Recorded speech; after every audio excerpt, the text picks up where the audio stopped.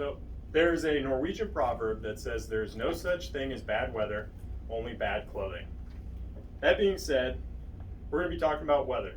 This is something that affects you in your daily life as far as what clothes you're going to be wearing and what you plan on doing for the day. If you hear that there's going to be a cold front coming through, you plan to pack an umbrella or you just stay inside. And after the front passes, you expect good weather and clear skies, and you plan outdoor activities. When I was in the Marine Corps, my title was a meteorology and oceanography analyst and forecaster. Long way of saying weatherman. When I served, I forecasted for all of the eastern seaboard, as well as being deployed to Spain and Saudi Arabia, where I forecasted the local weather conditions there as well. I have a total of 4 years ranging from experience to schooling and different classes. During this speech, we're going to be going over what a frontal system is, the anatomy of a frontal system, as well as severe weather, and weather that occurs in North Carolina. Starting off with what a frontal system is, it is a separation of air masses. For example, specifically in the southeast here, we separate continental polar from maritime tropic. You have a high and a low pressure. And what I want you to remember with that is that a high pressure is good weather, a low pressure is bad weather, and your front stems from that low pressure. Lastly, you have a warm front, which is stratiform clouds. That just means stable, and you can experience continuous rain from that. You have a cold front, which is cumuliform clouds. Those are unstable, and that's where you can get your showery rain as well as your thunderstorms. And finally, you have an occluded front, which can be either of those cloud types, and you can have thunderstorms or continuous and showery rain coming from that occluded front. For the life cycle of a frontal system, there are 4 stages. Starting off with the stable wave. What that means is that there is no front associated with it. It's just a low pressure. Next, you have an unstable wave. This is where you can see the warm front and the cold front, and it's in linear fashion.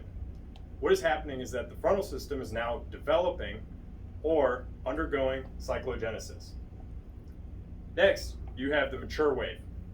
What this is it's a clearly defined frontal system, something that you would see on a news broadcast where the meteorologist shows the frontal system on the United States.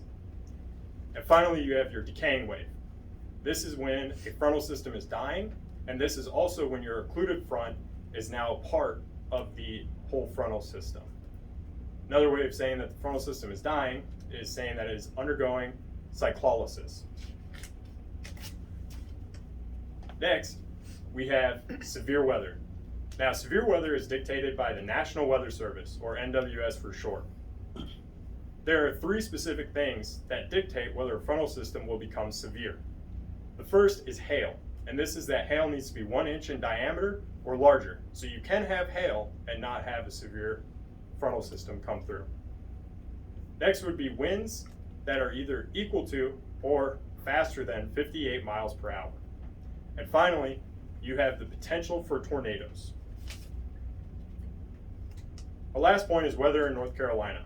We're starting off with convective thunderstorms. This is one of the most common weather occurrences that do happen here in North Carolina. And what it means is that in the afternoon, when we get as hot as we can, you will experience thunderstorms. There are 3 stages to this. You have your growth stage, which is where the cloud is building in the atmosphere. Next, you have your mature stage. This is when the thunderstorm occurs. You get your rain and potential hail, wind, and all that. And lastly, you have dissipation. This is where the cloud collapses on itself and disappears. Our next feature is cold air damming. What this is we have an influx of cold northerly winds coming into North Carolina. How this happens is we have a high pressure, which is good weather, that is north of North Carolina. And we have the Appalachian Mountains that help block any weather from coming into North Carolina. And finally, we have coastal convergence. This is where the wind shifts from the Atlantic coming back into inland, into North Carolina, and you have increased wind speeds coming off the Appalachian Mountains where they combine in North Carolina, and it causes thunderstorms. So to wrap up frontal systems, now you understand the life what a frontal system is, the life cycle, severe weather, and whether that happens in North Carolina. Now you can take this newfound knowledge of the natural world and apply it to your daily life. Thank you.